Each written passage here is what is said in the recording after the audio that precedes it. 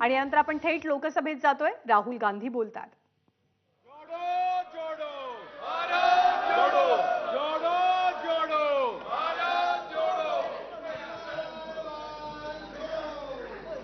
Speaker sir,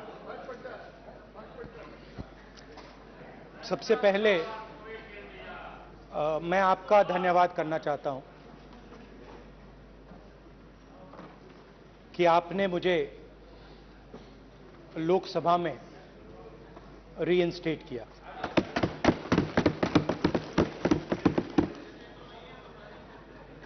और पिछली बार जब मैं बोला तो शायद मैंने आपको थोड़ा कष्ट भी पहुंचाया, क्योंकि मैंने इतनी जोरों से अदानी जी पे फोकस किया कि जो आपके सीनियर नेता हैं शायद उनको थोड़ा कष्ट हुआ। तो वो जो उनको कष्ट हुआ,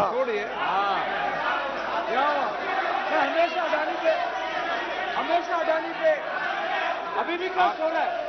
वो जो कष्ट हुआ, अभी भी कष्ट हो रहा है। विषय पे आइए, विषय पे। अभी भी कष्ट हो रहा है, अभी भी कष्ट हो रहा है। ये देखिए, ये सारे नहीं,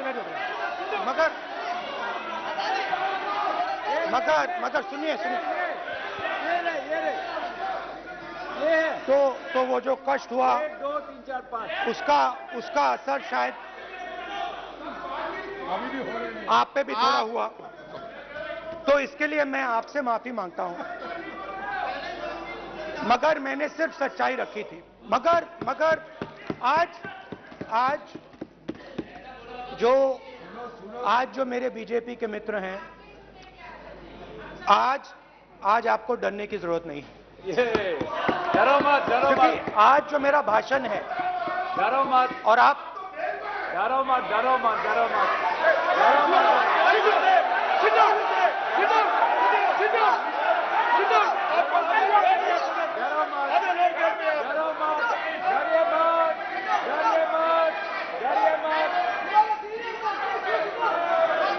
स्पीकर सर, अरे बैठ जाओ।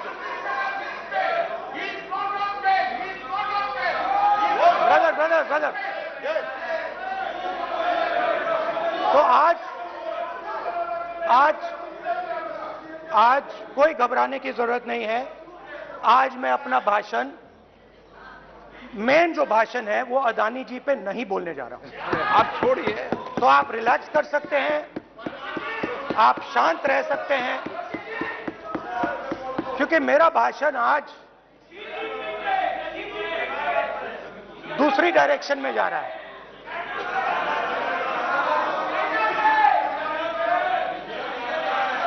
रूमी ने कहा था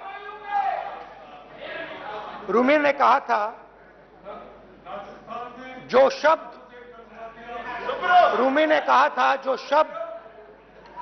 दिल से आते हैं वो शब्द दिल में जाते हैं। तो आज मैं दिमाग से नहीं बोलना चाह रहा हूं, मैं दिल से बोलना चाह रहा हूं।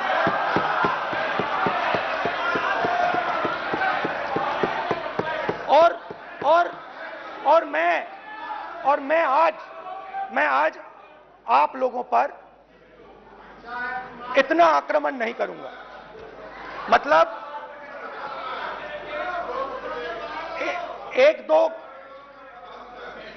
दो गोले जरूर मारूंगा, मगर इतना नहीं मारूंगा। तो आप रिलैक्स कर सकते हैं।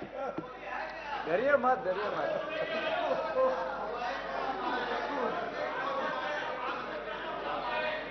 अरे रक्षा मंत्री जी आज संभाल लेंगे हम लोग।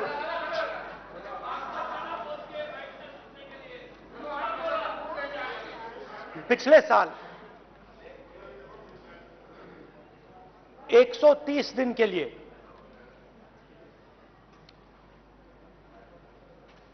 मैं भारत के एक कोने से दूसरे कोने तक गया। अकेला नहीं, बहुत सारे लोगों के साथ।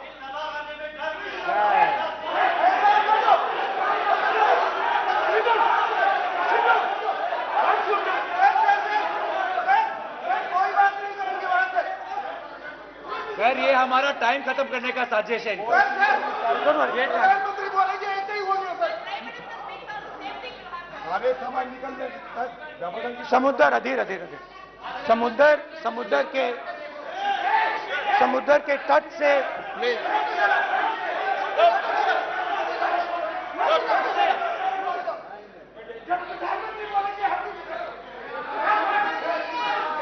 माननीय सदस्य प्लीज प्लीज ऐसे धमकाने का बात की मत बोलो यहाँ पे। यहाँ पे बोलिए। मैं आप उधर भी हाँ बोलिए। प्लीज। मैं समुद्र के तट से कश्मीर की बर्फीली पहाड़ी तक चला। नहीं, लद्दाख को मैंने नहीं छोड़ा। यात्रा अभी खत्म नहीं हुई है, यात्रा जारी है और जरूर लद्दाख आएंगे, घबराइए मत। बहुत सारे लोगों ने मुझसे पूछा यात्रा के दौरान, यात्रा के बाद कि राहुल तुम क्यों चल रहे हो, क्या तुम्हारा लक्ष्य क्या है, कन्याकुमारी से कश्मीर तक क्यों जा रहे हो। और जब वो मुझसे पूछते थे, शुरुआत में मेरे मुंह से जवाब नहीं निकलता।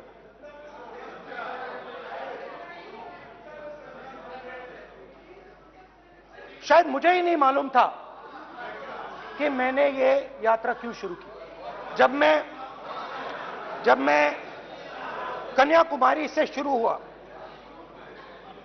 मैं सोच रहा था मैं हिंदुस्तान को देखना चाहता हूं, समझना चाहता हूं, लोगों के बीच में जाना चाहता हूं, मगर गहराई से मुझे मालूम नहीं था।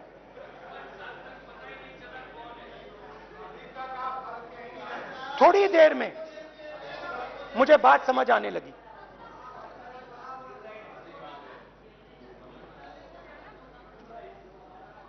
जिस चीज से मुझे प्यार था, जिस चीज के लिए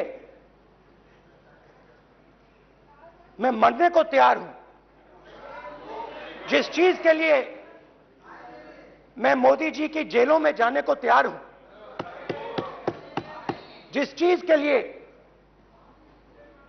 मैंने 10 साल हर रोज गाली खाई, उस चीज को मैं समझना चाहता था। ये है क्या जिसने मेरे दिल को इतनी। भाई आप रनिंग कमेंट्री बंद करो नहीं तो हम भी चालू करेंगे। सुनने का धैर्य रखो। जिस चीज ने मेरे दिल को इतनी मजबूती से पकड़ रखा था, उसको मैं समझना चाहता। शुरुआत में जैसे मैंने शुरू किया, सालों से मैं हर रोज 8-10 किलोमीटर दौड़ता हूं, तो मेरे दिमाग में था कि अगर मैं 10 किलोमीटर दौड़ सकता हूं तो 25 किलोमीटर चलने का क्या मतलब, कोई बड़ी बात नहीं। ये मैंने सोचा था। आज मैं उस भावना को देखूं तो वो अहंकार था कि मैं ये कर सकता हूं, ये कुछ नहीं है। तो मेरे दिल में उस समय अहंकार था।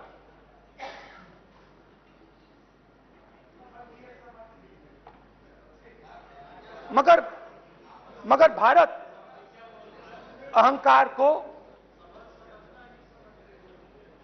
एकदम मिटा देता है, 1 सेकंड में मिटा देता है। तो हुआ क्या, 2-3 दिन में मेरे घुटने में दर्द शुरू हो गया। पुरानी इंजरी थी और जबरदस्त दर्द। हर रोज मैं उठूं और मेरे घुटने में दर्द, हर कदम में दर्द। तो पहले 2-3 दिनों में जो अहंकार था, जो मतलब भेड़िया जो निकला था, वो चींटी बन गई एकदम। जो हिंदुस्तान को अहंकार से देखने निकला था, वो पूरा का पूरा अहंकार गायब हो गया।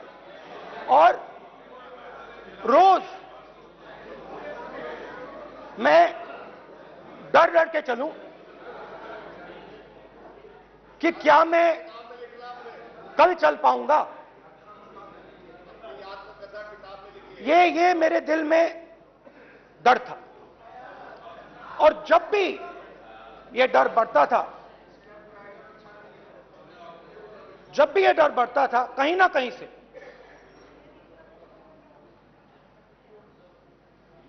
कोई ना कोई शक्ति मेरी मदद कर देती थी।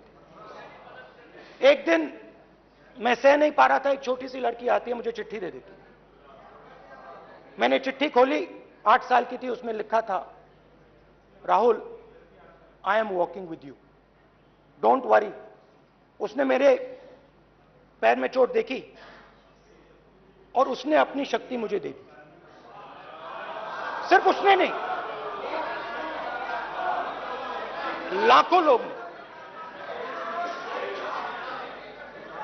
और शुरुआत में जब मैं चल रहा था, कोई किसान आता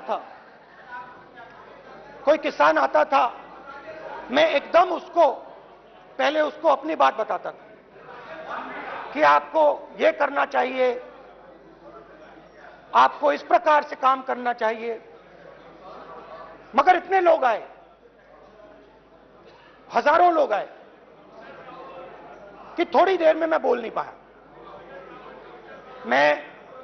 जो मेरे दिल में बोलने का डिजायर था, वो बंद हो गया। बोल ही नहीं पाया, क्योंकि इतने लोगों से बोलना था।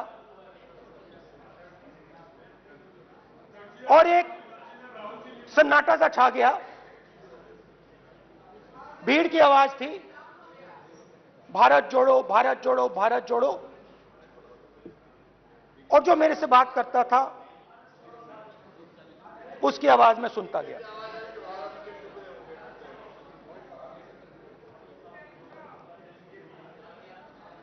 हर रोज सुबह 6 बजे से रात 7-8 बजे तक आम आदमी, गरीब, अमीर, बिजनेसमैन, किसान, मजदूर, सबकी आवाज।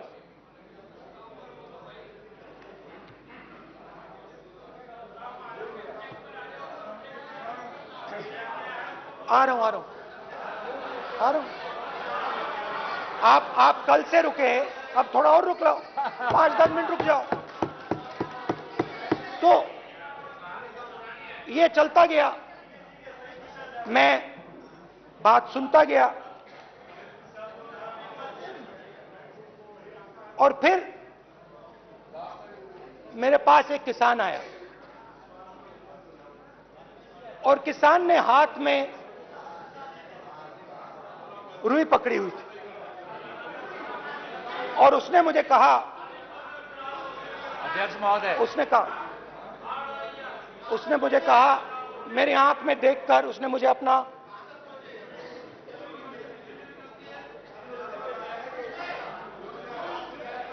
वो रुई का बंडल दिया, और उसने कहा, राहुल जी, यही बचा है मेरे खेत का यही बचा है, और कुछ बचा नहीं है। मैंने उससे, जो मैं नॉर्मली सवाल पूछता था, भैया आपको बीमा का पैसा मिला, वो पूछा। बीमा का पैसा मिला, वो पूछा। और किसान ने मेरा हाथ पकड़ा। किसान मुझे कहता है कि नहीं राहुल जी, मुझे बीमा का पैसा नहीं मिला, हिंदुस्तान के बड़े उद्योगपतियों ने वो मुझसे छीन लिया। मगर इस बार बड़ी अजीब सी चीज हुई। जब मैंने किसान को देखा और वो मुझसे बोल रहा था, तो जो उसके दिल में दर्द था वो मेरे दिल में आया।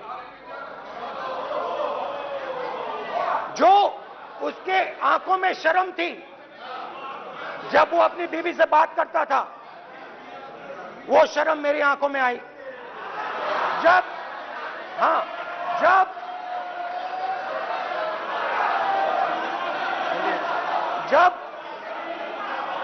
उसकी जो भूख थी वो मुझे समझ आई। और उसके बाद यात्रा बिल्कुल बदल गई। मुझे भीड़ की आवाज नहीं सुनाई देती थी, मुझे सिर्फ उस व्यक्ति की आवाज सुनाई देती थी जो मेरे साथ बात कर रहा था। उसका दर्द,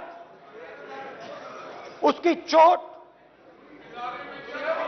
उसका दुख, मेरा दुख, मेरी चोट, मेरा दर्द बन गया। समझने की कोशिश करो।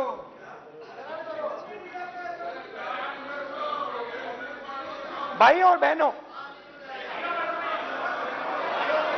लोग कहते हैं कि ये देश है, कोई कहता है ये अलग अलग भाषाएं हैं, कोई कहता है ये जमीन है, मिट्टी है, कोई कहता है ये धर्म है, ये सोना है, ये चांदी है। मगर भाइयों और बहनों, सच्चाई है कि ये देश एक आवाज है। ये देश सिर्फ एक आवाज है। ये देश इस देश की लोगों की आवाज है। इस देश के लोगों का दर्द है, दुख है, कठिनाइयां हैं।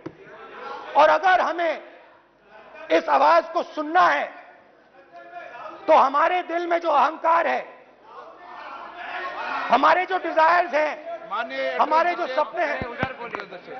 सपने हैं, उनको हमें परे करना पड़ेगा। जब हम अपने सपनों को परे करते हैं तब हमें हिंदुस्तान की आवाज सुनाई देती है, तब तक हिंदुस्तान की आवाज हमें नहीं सुनाई देती। अब आप कहोगे ये बात मैंने नॉन कॉन्फिडेंस मोशन में क्यों रखी?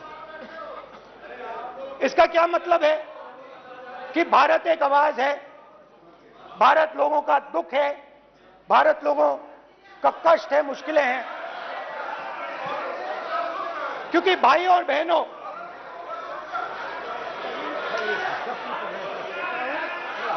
अध्यक्ष महोदय, अब पूरा सूद समेत जवाब तुमको मिलेगा। फिर पूरा सूद समेत जवाब देंगे सर।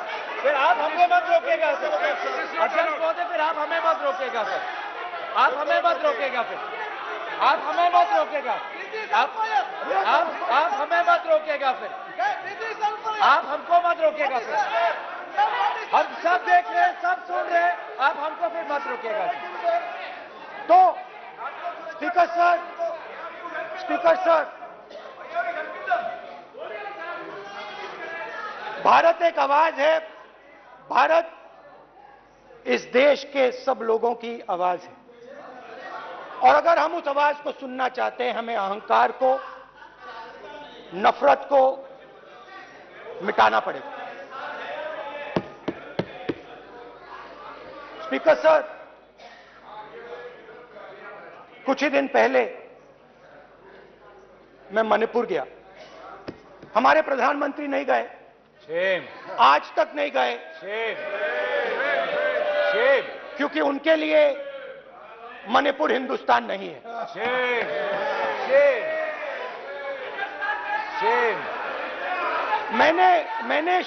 मैंने मणिपुर शब्द प्रयोग किया,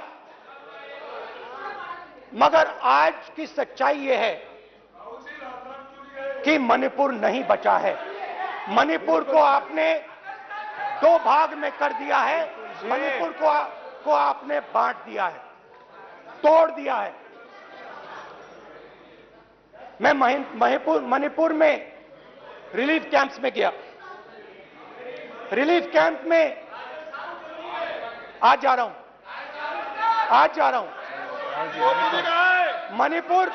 मणिपुर में रिलीफ कैंप में मैंने महिलाओं से बात की। ठीक है सर, हम मत रोकेंगे। You tolerate this all this. Sir, पूरा sit down. पूरा टाइम देखेंगे। Why you all this hooligan? कल देखेंगे। बात नहीं करेंगे सर, प्रधानमंत्री की बात नहीं करेंगे सर ऐसे।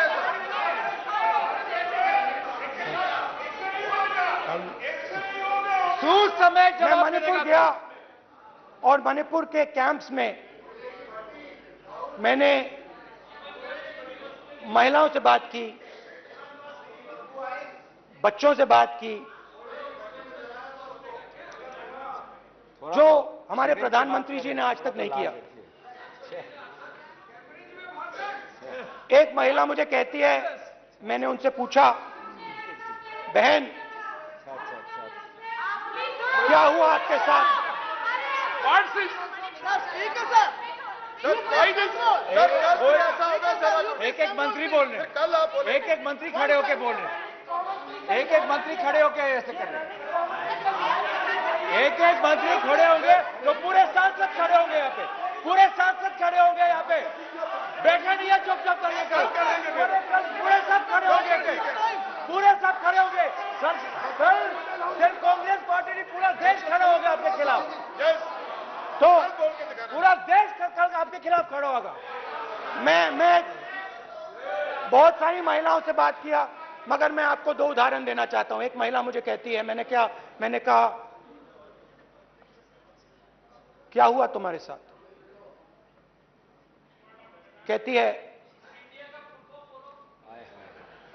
मेरा छोटा सा बेटा, महिला का सम्मान करें प्लीज। ये देखो, ये सम्मान एक ही बच्चा था मेरा, कोई शर्म कर लो गल मारी। एक ही बच्चा था मेरा, मेरे सामने, मेरे आंखों के सामने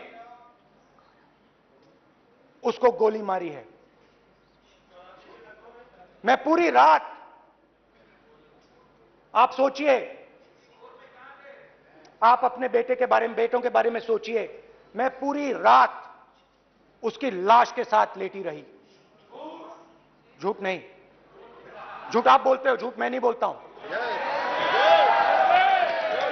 मैं पूरी रात उसकी लाश के साथ लेटी रही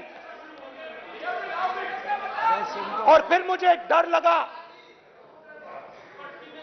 लगा, मैंने अपना घर छोड़ दिया, जो भी मेरे पास था वो मैंने छोड़ दिया। मैंने उनसे पूछा, कुछ तो लाई होगी?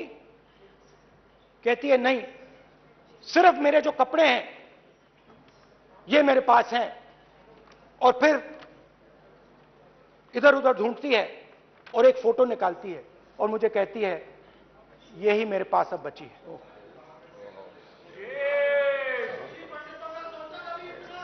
एक और उदाहरण, दूसरे कैंप में मैं, एक महिला मेरे सामने आती है, मैं उससे पूछता हूं, तुम्हारे साथ क्या हुआ? क्या हुआ तुम्हारे साथ? और जैसे ही मैंने यह सवाल पूछा,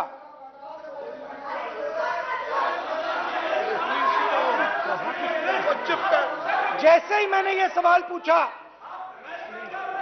आप महिला का दर्द नहीं सुन सकते, महिला का दर्द नहीं सुन सकते, महिला का दर्द सुनने का आपका धैर्य नहीं है, महिला का दर्द नहीं सुन सकते, महिला का दर्द नहीं सुन सकते। जैसे ही मैंने उससे यह सवाल पूछा, बैठो, जैसे सर, जी सर, आप बोलिए, शर्म करिए, शर्म करिए।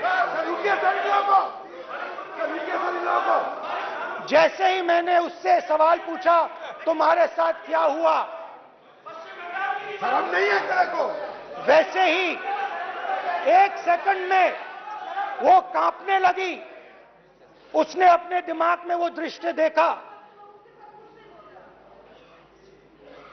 और वो बेहोश हो गई मेरे सामने। कांपती हुई बेहोश हो गई। तो ये मैंने आपको सिर्फ 2 उदाहरण दिए हैं। स्पीकर सर, इन्होंने मणिपुर में हिंदुस्तान की हत्या की है, सिर्फ मणिपुर की नहीं, हिंदुस्तान की हत्या की है। इनकी राजनीति ने मणिपुर को नहीं, हिंदुस्तान को मणिपुर में मारा है। हिंदुस्तान को कत्ल किया है, हिंदुस्तान का मर्डर किया है मणिपुर में।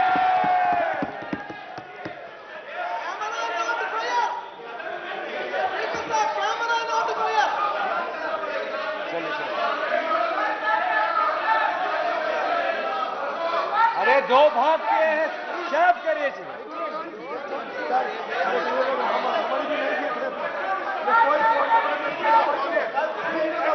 जब आपका मौका गया तब बोला गया, आपका जब मौका गया तब बोला गया, अभी नहीं। मैं माननीय सभी सदस्यों से कहूंगा शांति रखें प्लीज प्लीज। मणिपुर, हाँ क्या बोल रहे हैं अब बोलिए। एक अरे भाई क्या बात है, जो बातें कर सकते हैं, क्या बात करते हैं? इन्होंने राहुल गांधी ने आज सदन में पानी पी रहे हैं भाई। आप क्या बात करते हैं? बैठो सर, सर ये राहुल गांधी ने आज जो बातें कही है इस सदन में बहुत ही गंभीर बात किया है। मैं उनसे एक सवाल पूछना चाहता हूँ। 60 दशक तक हजारों लोगों को नॉर्थ ईस्ट में किए हुए हैं, इसका जिम्मेदार कांग्रेस पार्टी है। राहुल गांधी को माफी मांगना चाहिए। राहुल गांधी का कांग्रेस पार्टी 60 साल से ज्यादा इस देश को शासन किया है। नॉर्थ ईस्ट को इन्होंने खत्म किया है। आज नॉर्थ ईस्ट में जितना मिलिटेंसी है ये कांग्रेस पार्टी ने पैदा किया है। क्या बात करते हैं? क्या बात करते हैं? आज नॉर्थ ईस्ट में सारा मिलिटेंसी में सारा कांग्रेस पार्टी की वजह से चला हुआ है।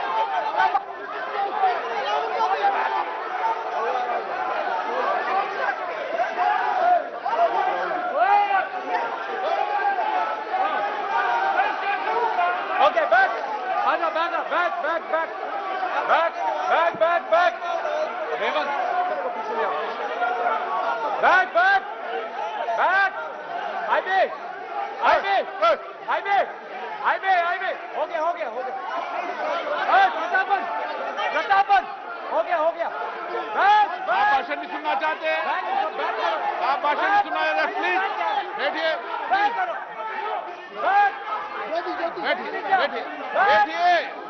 प्लीज बैठिए।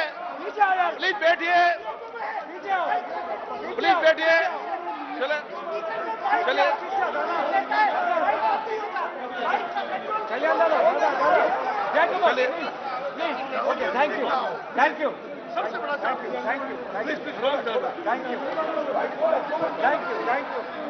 यू।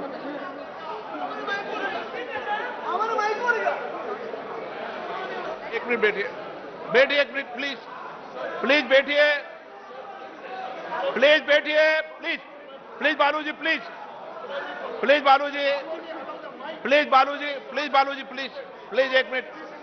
एक मिनट प्लीज बैठिए।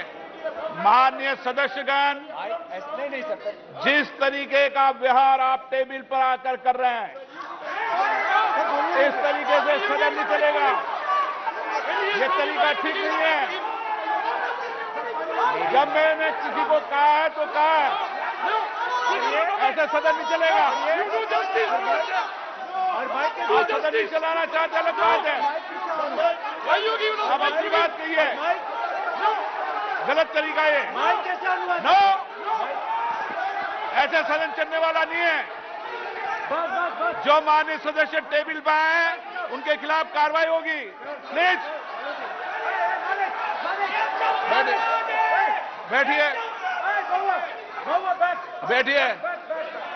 बैठिए, आप भी बैठिए। माननीय मंत्री जी, प्लीज बैठिए। भारत सदन है, माता, प्लीज बैठिए, भारत माता, प्लीज बैठिए। Please brother. मैं बहुत शांति से सुन रहा हूं, इसका तरीका ये नहीं है उचित हो कि आप टेबल पर आए। नहीं, गलत तरीका है ये। आप जैसे मैंने माननीय sir please please brother please भाई पानी ले। जैसे मैंने भाषण के शुरुआत में बोला, भारत एक आवाज है, भारत हमारी जनता की आवाज है, दिल की आवाज है। उस आवाज की हत्या आपने मणिपुर में की। इसका मतलब भारत माता की हत्या आपने मणिपुर में की।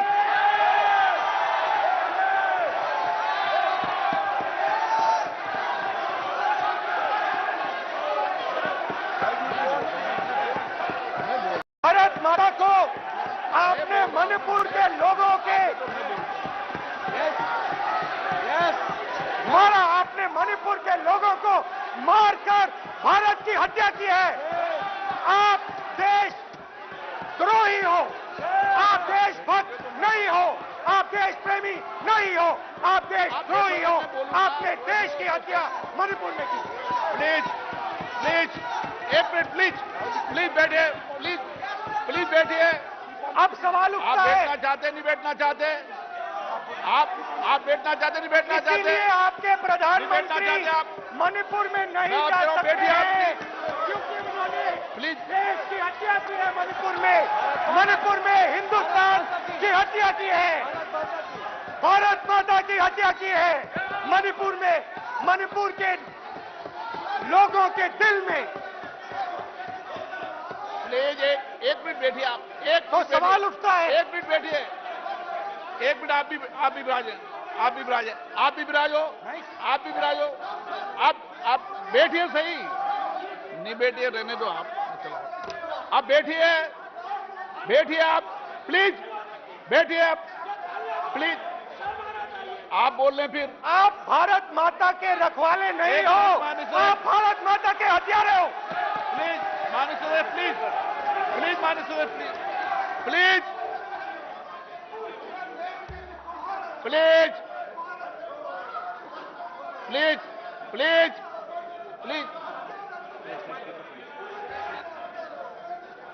देखिए माननीय सदस्यगण, प्लीज माननीय सदस्यगण, भारत मां हमारी मां है, हमें सदन में बोलते समय संयम बरतना चाहिए। मेरा अपनी मां की हत्या की बात कर रहा हूं, मैं मणिपुर में अपनी मां की हत्या की बात कर रहा हूं, मैं आदर से बोल रहा हूं। आपने मेरी मां की हत्या की मणिपुर में। एक मेरी मां यहां बैठी है, दूसरी मां को आपने मणिपुर में मारा है।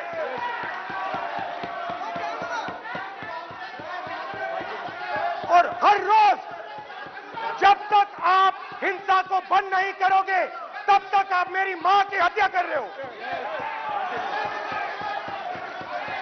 हिंदुस्तान की सेना मणिपुर में एक दिन में शांति ला सकती है। हिंदुस्तान की सेना का प्रयोग नहीं कर रहे हो, क्योंकि आप हिंदुस्तान को मणिपुर में मारना चाहते हो।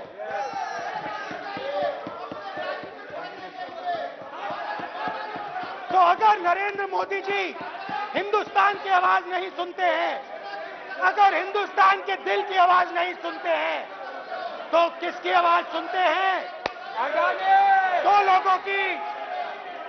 दो लोगों की आवाज सुनते हैं। इसकी आवाज सुनते हैं, इसकी आवाज सुनते हैं, माननीय सदस्य और इसलिए सुनते हैं।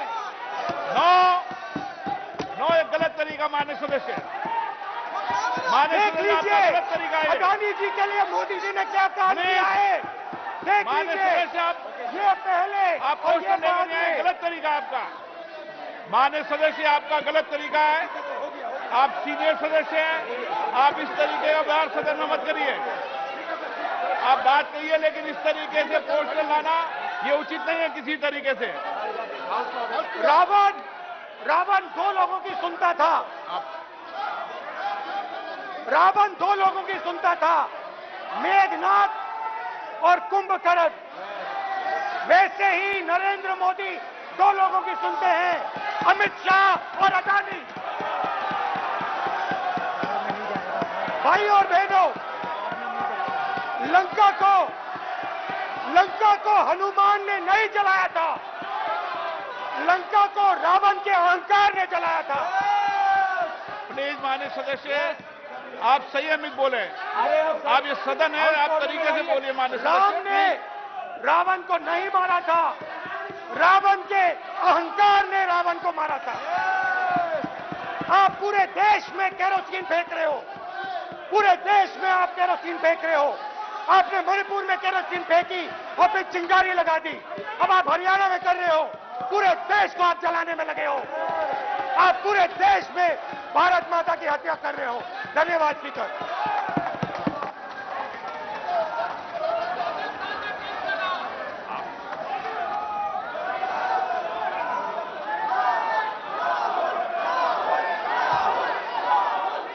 आप सदन में किस तरीके का बोलना चाहते हैं? ये सदन है माननीय सदस्य, संसद है। प्लीज बैठिए, प्लीज बैठिए।